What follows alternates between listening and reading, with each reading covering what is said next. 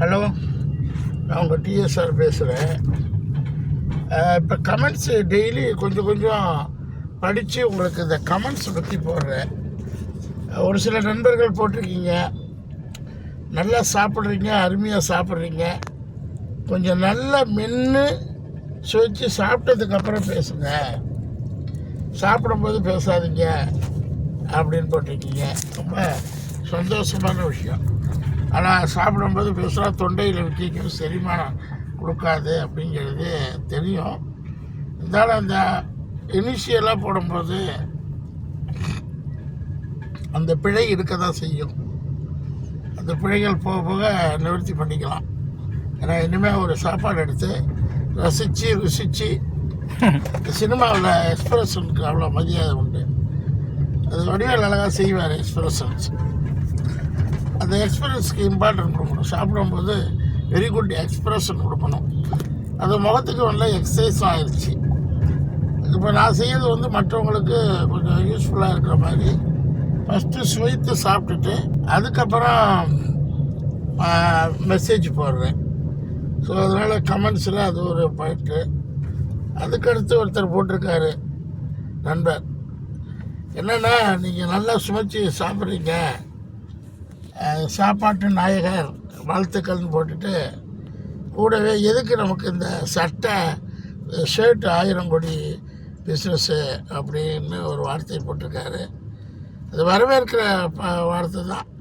ஏன்னா ஒரு துறையில் நம்ம முன்னேறினோம்னா அந்த துறையில் எண்டு வரலையும் போயிட்டு நமக்கு உலகத்தில் உள்ள எல்லாமே தண்ணீர் அடைஞ்சிட்டு அடுத்த துறைக்கு போகணுங்கிறது மரபு.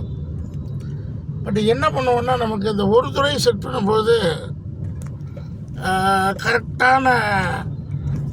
கரெக்டான பீப்புள் அமைஞ்சிட்டாங்கன்னா அடுத்த துறைக்கு நமக்கு போக மாட்டோம். அந்த ஒரு துறையில் நம்பிக்கை இல்லாமல் வண்டி ஓட்டுவோம். இப்போ நான் எடுக்கிற சினிமாவே மிகப்பெரிய துறை தான். இருந்தாலும் சினிமாக்களுக்கு இப்போ 15 வருஷம் ஆகி போச்சு. அப்படி இப்படின்னு லண்டன் இருக்குன்னு 15 ஆண்டுகள் ஆகிவிட்டது. வாழ்க்கையில் 15 வருஷங்கிறது ஒரு பெரிய பாட்டு. இப்போ இந்த சினிமாவுக்கு அடிப்படை தேவைகளில் 3-4 தேவைகள். ஒன்று, பெரிய யூடியூபராக இருந்தால் சினிமாவில் கொஞ்சம் எக்ஸ்ட்ரா சப்போர்ட் கிடைக்கும். இந்த அடிஷ்னல் ஸ்கில்ஸ் அப்படிம்பாங்க இல்லையா, அதனால் சினிமாவுக்கு அடிஷ்னல் ஸ்கில்லில் நம்பர் 1 யூடியூப். யூடியூப்பில் இருக்கும்போது 10 கோடி 20 கோடி மதிக்கும் போது அந்த யூடியூப்பில் சக்ஸஸ் ஆகும்போது பணத்தை மீறி சினிமாவுக்கு ஒரு அங்கீகாரம் கொடுப்பாங்க. எக்ஸாம்பிள் சொல்ல போனோன்னா, நான் இப்போ ஹாட்ஸ்டாரில் டிஸ்னி ஹாட்ஸ்டாரில் ஆஃபீஸுங்கிற ஒரு வெப் சீரிஸ் நடிச்சிட்ருக்கேன். அதில் என்னுடைய கூட ஒரு ஸ்டாஃபாக ஆஃபீஸில் ஃப்ராங்க் ராகுல் பண்ணிக்கிட்டு இருக்காப்புல. ஸோ ராகுலுக்கு சினிமாவில் டைரக்டாக இப்போ அங்கீகாரம் கிடச்சிருக்குது. ஒரு கேரக்டர், பெரிய கேரக்டர், நல்ல கேரக்டர். அந்த அங்கீகாரம் ஃப்ராங்க் ராகுலுக்கு கொடுத்தது சினிமா அங்கீகாரம் உடனே கிடைக்காது. இப்போ எனக்கெல்லாம் ஒரு 80 படம் 60 படம் நடித்ததுக்கப்புறம் தான் அந்த பேமெண்ட்டு, அந்த அங்கீகாரம்லாம் கிடைச்சது. இப்போ யூடியூபருக்கு சினிமாவில் உடனடி அங்கீகாரம் கிடைக்கிறதுனா அது அவங்களுடைய யூடியூப்போட இன்ஃப்ராஸ்ட்ரக்சர் தான், அதாவது அந்த ஸ்கில் தான். ஸோ அதனால் நிறைய யூடியூபர்ஸ் சினிமாவுக்கு வராங்க. ஸோ அப்போ நாங்களும் அதை அப்டேட் பண்ணிக்கணும். என்ன தான் சினிமாவில் 100 படம் நடித்தாலும் அப்டேட் பண்ணிக்கணும். அதுக்கு ஒரு அடிஷ்னல் ஸ்கில் யூடியூப். இன்னொரு மெயின் ஸ்கில், சினிமாவுக்கான மெயின் ஸ்கில் என்னென்னா, நமக்கே ஒரு சில நடிகர்கள், காமெடி நடிகராக இருக்கட்டும், ஹீரோவாக இருக்கட்டும், ஹீரோயினாக இருக்கட்டும், திடீர்னு சினிமாவில் ஒரு ஜாக்பாட் அடிக்கும். ஜாக்பாட்டுன்னா எல்லா படங்கள்லையும் அவங்களுக்கு கேரக்டர் கொடுப்பாங்க. தீவிரமாக நான் இவ்வளோ நாளாக யூடியூப் செய்கிறதுக்கு கொஞ்சம் தயங்கிக்கிட்டு இருந்தேன். என்னென்னா, யூடியூப்பில் போனால், 'கொஞ்சம் சினிமாவில் வேல்யூ கம்மின்னு சொன்ன ஒரு காலம் உண்டு. சீரியலுக்கு போனால் சினிமா வந்து கேட்க மாட்டாங்க. டைம் என்னென்னா இப்போ யூடியூபுக்கு டைம் மேனேஜ்மெண்ட்டு எனி டைம் பண்ணிக்கலாம். சீரியல் அப்படி பண்ண முடியாது, வெப் சீரியல் அப்படி பண்ண முடியாது. அப்புறம் ஆந்த்ராலஜி மாதிரி உள்ள நிறைய பண்ண முடியாது. ஆடு பண்ணலாம்.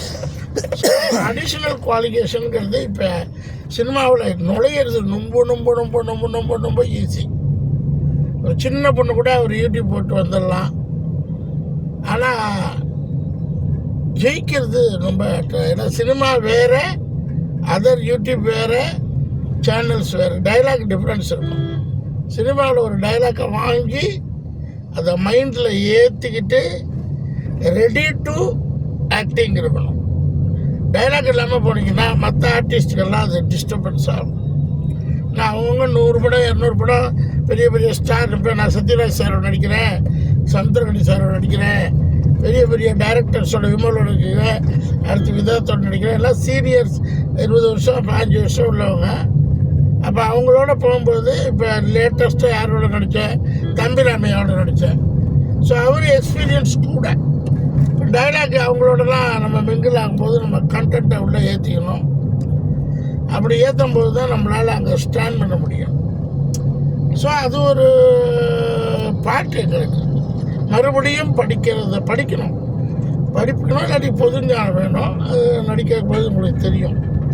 ஸோ அடிஷ்னல் ஸ்கில்ஸு இந்த பேன் இண்டியா ஸ்டார் 5 லாங்குவேஜில் நடித்தா தான் இன்றைக்கி சர்வைவ் பண்ணிக்கலாம், சஸ்டெயின் பண்ணிக்கலாம், அப்கிரேட் பண்ண முடியாது. தமிழில் நடிக்கணும் 10 படம், ஹிந்தியில் 10 படம், மலையாளத்தில் ஒரு 5 படம், தெலுங்கில் 5 படம், இப்படி ஆவரேஜாக வருஷத்துக்கு ஒரு 30-40 படம் கொடுத்தா தான் நீங்கள் வந்து ஆடியன்ஸ் பல்ஸை வந்து பார்க்கலாம். ஆடியன்ஸ் வந்து நம்ம கிடப்பாங்க. இது கம்பல்சரி ஆகிடுச்சு சினிமாவில். நான் இந்த கொரோனாவில் ரொம்ப பாதிக்கப்பட்டு பொருளாதாரம் இழந்து ரொம்ப உலகமே பாதிக்கும் போது நம்மளும் பாதிக்கப்பட்டது தானே. இல்லாட்டினா கொரோனாவுக்கு முன்னாடி கம்பல்சரி நான் தெலுங்கு ஹிந்தி இண்டஸ்ட்ரியில் போயிருக்கேன். கொஞ்சம் படங்கள் பண்ணியிருக்கலாம். அப்பயும் ஒரு சில படங்கள் பண்ணேன். இப்போ அது முழு மூச்சாக பேன் இண்டியாவாக பண்ணணும் அப்படிங்கிற கட்டாயத்துக்கு ஆளாயிட்டோம். பேன் இண்டியானா என்ன? ஃபஸ்ட்டு தமிழ், அதுக்கப்புறம் நோன் லாங்குவேஜஸ் எனக்கு ஹிந்தி, குஜராத்தி, பஞ்சாபி, மார்வாடி, சிந்தி, இந்த மாதிரி ஒரு 10-12 லாங்குவேஜ் புரியும். மெயினாக ஹிந்தி வெல்னூனாக புரியும். ஸோ ஹிந்தி போகணும், அதுக்கப்புறம் தெலுங்கு போகணும், அதுக்கப்புறம் கொச்சின் போகணும். இப்படி பான் இண்டியா லைஃப். நடிகர்கள் வந்து செலிப்ரிட்டிஸ், அப்போ ஃபேமிலி, குடும்பம், இதெல்லாம் செகண்டரி ஆகிடும் எங்களுக்கு. ப்ரைமரி என்ன ஆகுன்னா தொழில் ஆகிடும். ஸோ அதையும் நாங்கள் பார்க்க வேண்டியதாக இருக்குது. இந்த ஒரு நடிகனுக்கு இதெல்லாம் எக்ஸ்ட்ரா குவாலிஃபிகேஷன் சொல்லுவாங்க. இதெல்லாம் இருந்தால் நம்மளை தக்க வச்சுக்கலாம், தொடர்ந்து படம் கொடுக்கலாம். ஸோ அந்த யூடியூப்பில் வில்லேஜ் குக்கிங் சேனல் கூட நடிச்சிருக்காங்க. ஸோ அதுக்கு நமக்கு வந்து இப்போ சினிமாவும் யூடியூப்பும் பான் இண்டியாவும் எல்லாம் கலந்த கலவையாக நடித்தா நம்ம ஒரு சர்வீஸில் பெரிய ஆள் ஆகலாம். அதுக்கப்புறம் சோசியல் ஒர்க் இருக்குது. ஸோ தொடர்ந்து இந்த யூடியூப்பை பண்ணுவோம். எனக்கு